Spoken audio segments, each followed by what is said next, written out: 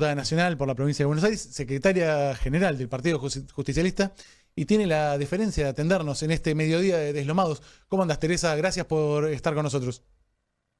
¿Qué tal? ¿Cómo les va? Bien. Buenas tardes. Teresa, ¿alguna reflexión de lo que fue el Día de la Bandera, el sábado, el acto que hicieron ahí en Parque Lezama? Bueno, es una de las actividades más que se vienen organizando en relación a convocatorias territoriales para decir no a la proscripción de Cristina y Ujú. pedir su liberación. Vamos, hay varias líneas de trabajo, una es la internacional, que es para el equipo jurídico de la expresidenta, la otra es la nacional, que también se ocupa otra parte del equipo jurídico, y finalmente todo lo que hacemos nosotros tiene que ver con poner en público las razones por las que Cristina está detenida, ¿no? Y en las condiciones que está detenida además. Teresa, ¿y ves cómo explicás la viabilidad de todos este tipo de reclamos? Se acerca el año electoral y muchas veces uno se pregunta si efectivamente van a dar los tiempos, qué cuál va a ser la deriva judicial. ¿Vos qué estás percibiendo? Bueno, la deriva judicial nacional, digamos, lo que tiene que ver con Comodoro Pi, ya sabemos de las dificultades con las que cuenta.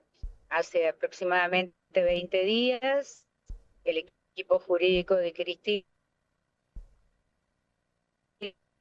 pidió modificar las normas. Hay personal de la Policía Federal en la puerta de su casa y sin embargo siguen insistiendo con la tobillera, digamos. Mm. Hay como una suerte de deseo de masacres sobre la figura de Cristina.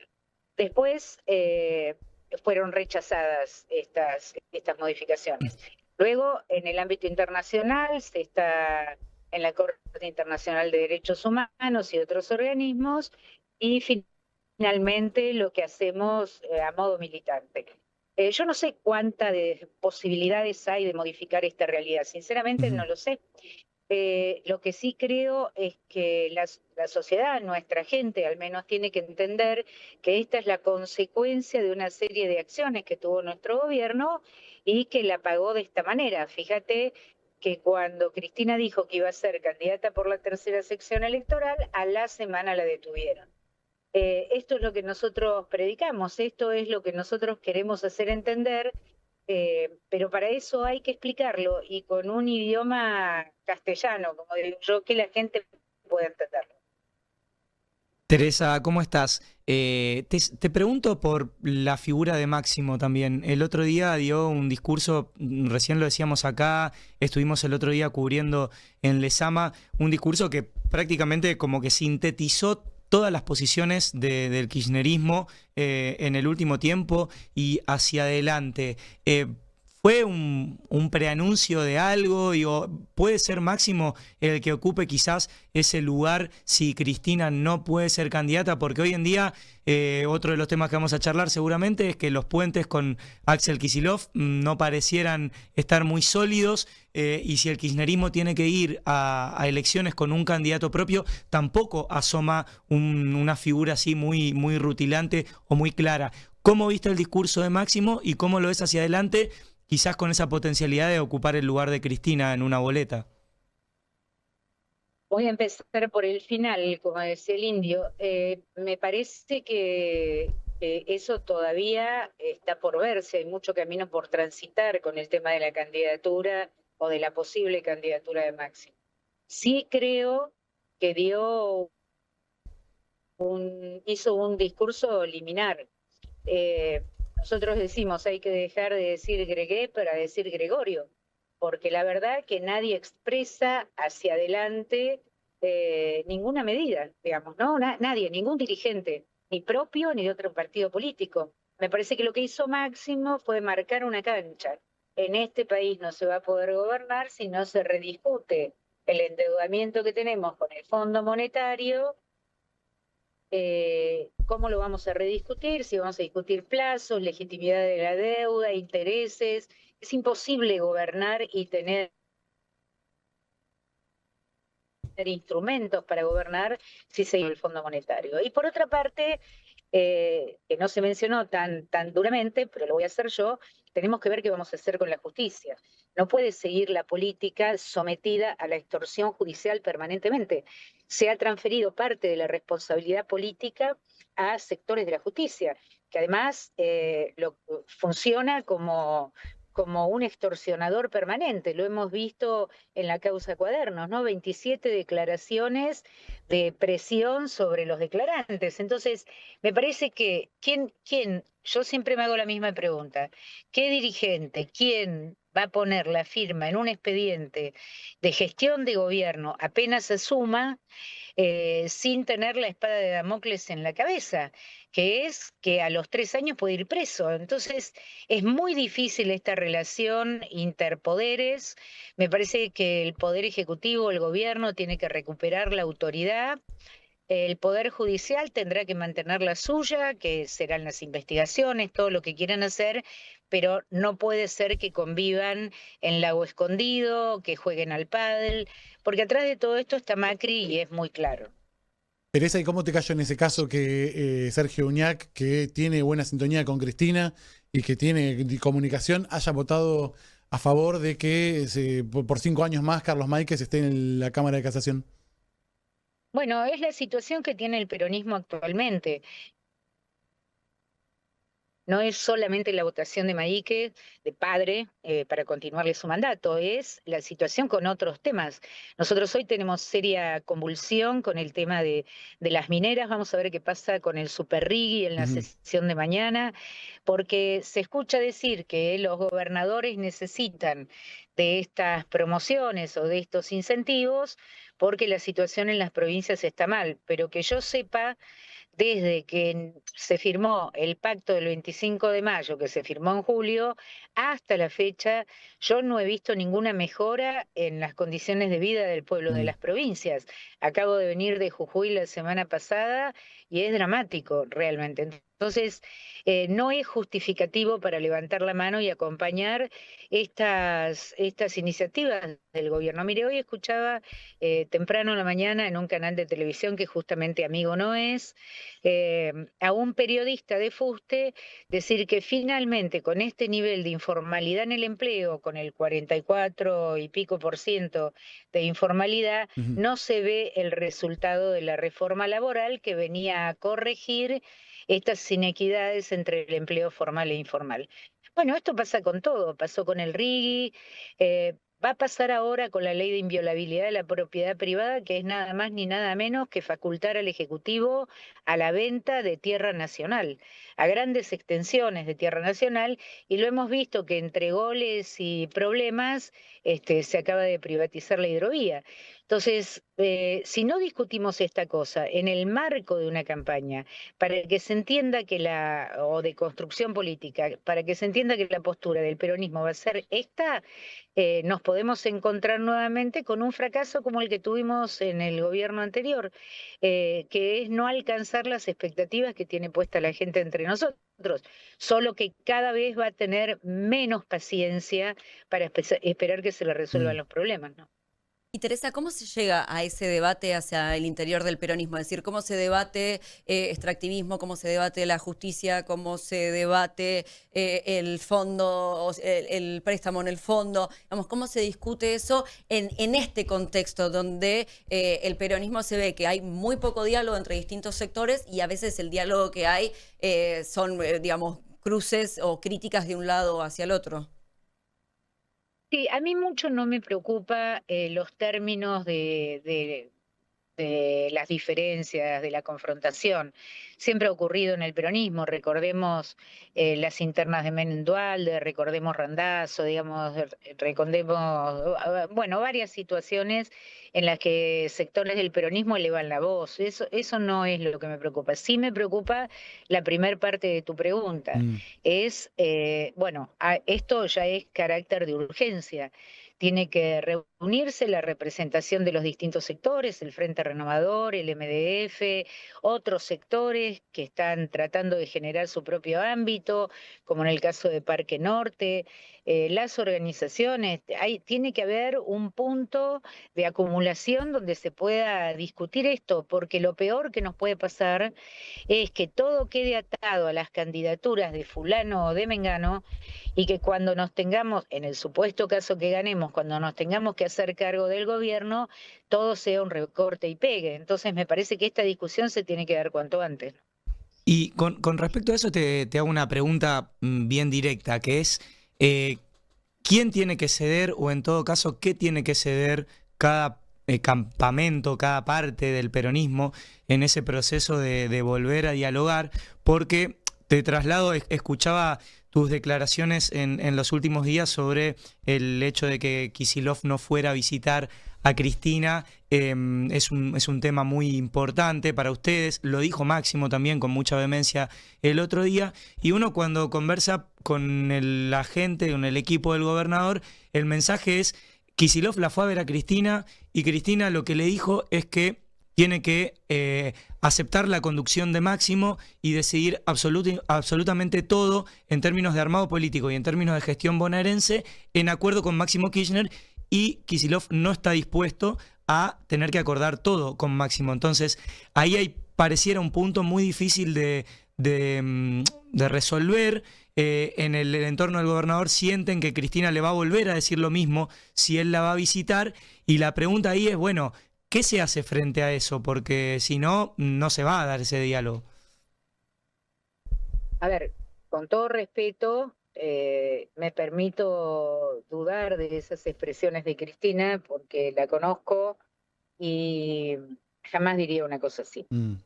Esto me atrevo a decirlo y me hago cargo de lo que digo. Yo no creo que Cristina haya dicho una cosa así, es más, ni siquiera trascendió entre los compañeros que hablamos con ella.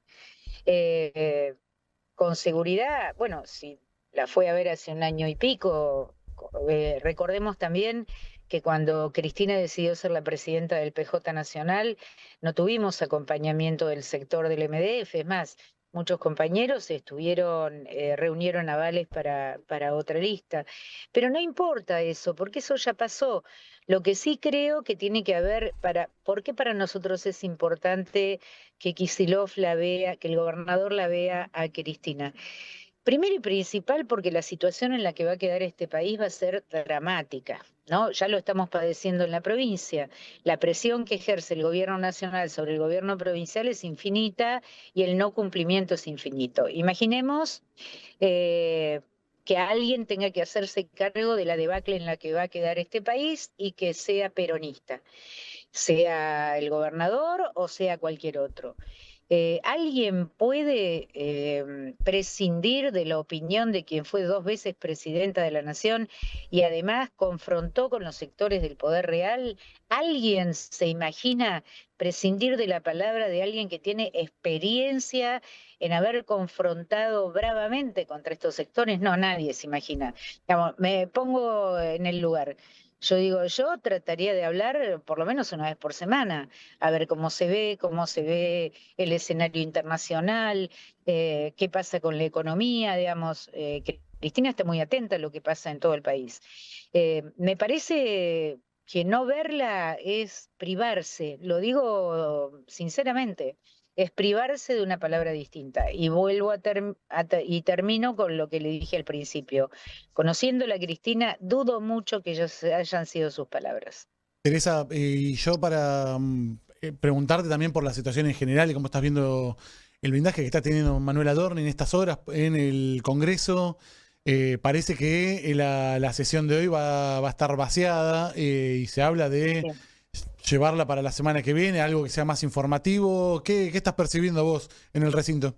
Bueno, es estirar, es como un chicle esto, ¿no? Van estirando, esperando que el tema se olvide, ¿no? Que es como lo que lo que hicieron con el caso Andís, con discapacitados, con Libra, mezclando otros temas, haciendo escándalo con otras cosas, para que pase bajo el radar el tema de Adorni.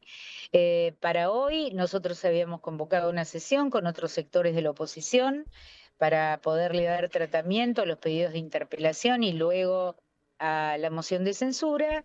Y bueno, los sectores que habitualmente son dadores de gobernabilidad terminaron acordando con el gobierno que los proyectos pasan a la Comisión de Constitucionales la semana que viene con carácter informativo. Saquemos cuentas, la semana que viene va a ser prácticamente fin de junio, estamos en medio del Mundial, que eso también retarda, complica, alegra, pero para la tarea legislativa a veces hay que buscar el finito los días, y finalmente después las vacaciones de invierno, que van partidas en dos momentos en las provincias. Con lo cual yo creo que es una especie de, dejemos que pase bajo el radar, finjamos demencia con esto, hablemos de otras cosas y capaz que el tema pasa. Mucho no pasa ya para el gobierno porque acaban de cambiar al vocero presidencial, porque lo que es verdad que flaco favor le hacía al presidente de la Nación la presencia de Adorni. Así que creo que le van a estirar la agonía unos días más y ya se acabó.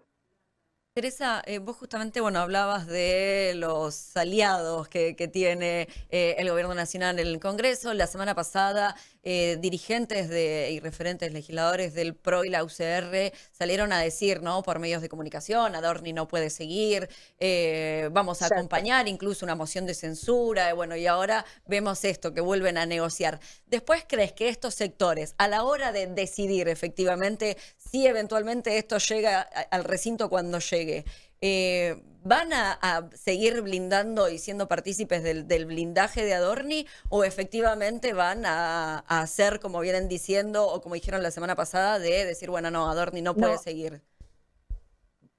No, creo que no. Creo que van a acompañarle. Creo que van a acompañar la decisión del gobierno de blindarlo, porque si había una oportunidad era esta, en refrendar con el voto las palabras que se dijeron. Yo, como ustedes, escuché a dirigentes del PRO, a dirigentes del radicalismo persignarse frente a la aparición de la cascada.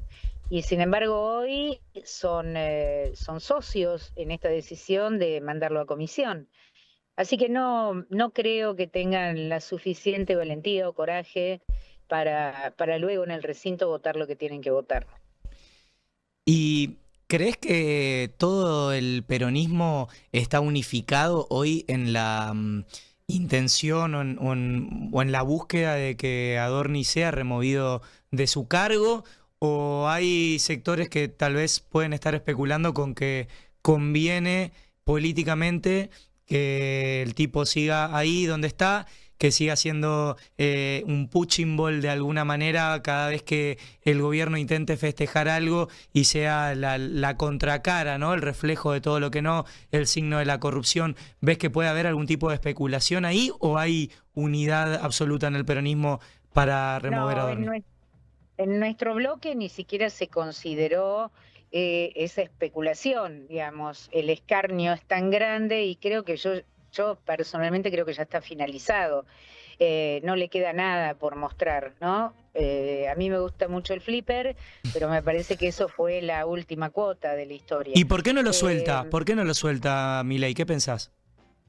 Bueno, él tiene su manera de verlo, que es, si les suelto a Adorni y les entrego a Adorni, después van a venir por otros. Creo que este es el pensamiento que lo rige a Milei, y además porque creo que Adorni debe saber cómo presionar, con una total falta de dignidad, porque si a cualquiera de nosotros nos pasara eso, no se puede estar 3 meses afectando la gestión de gobierno. La gestión de gobierno está paralizada, de lo único que se habla es de Adorni.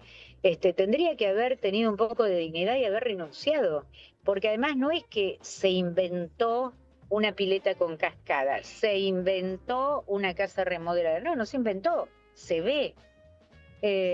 ¿Y qué va a hacer el resto de los legisladores que provienen de provincias peronistas? No lo sé. Hasta ahora han demostrado votar con el gobierno, con bastante convicción, ¿no? Le han levantado la mano a leyes muy complejas que hoy estamos padeciendo las consecuencias, como es la ley base, la reforma laboral, digamos. Así que no tengo ninguna expectativa en que los legisladores de algunos gobernadores que trabajan con el gobierno, por más que sean peronistas, acompañen la decisión de nuestro bloque.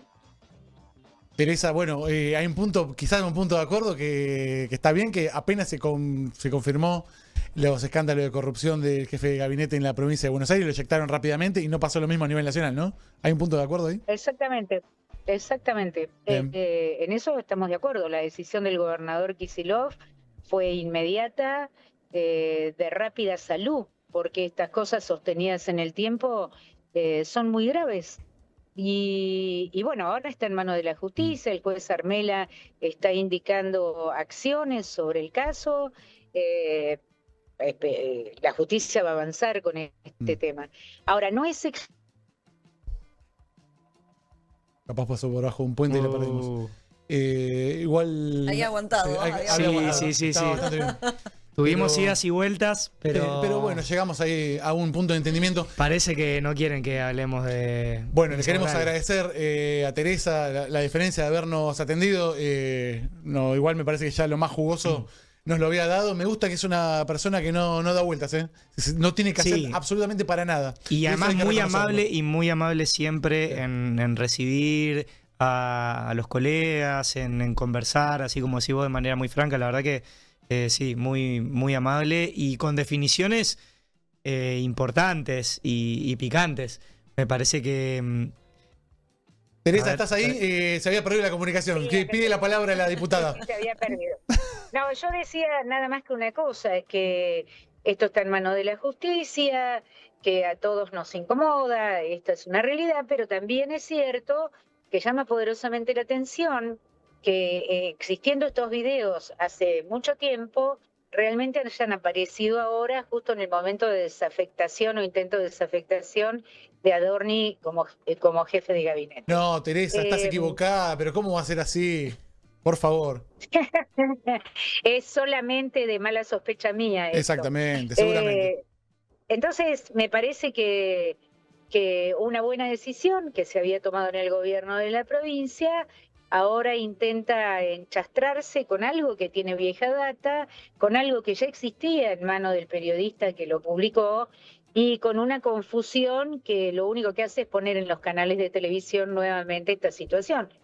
Me parece que es clara la comunicación que quiere tener el gobierno, ¿no? Pero bueno, hay que poder explicar, hay que poder hablar, no hay que esconderse, creo que el peronismo tiene que tener el coraje de la palabra, no hay ningún tema que esté invalidado para hablar desde el peronismo, así que me parece que tiene que haber una fuerza de voluntad en la comunicación muy grande. Perfecto. Teresa, venía a visitarnos un día y hablamos un montón del peronismo, de todo. Bueno, cómo no, muchas gracias. Muchas gracias, Teresa, te agradecemos. Bueno, fue la diputada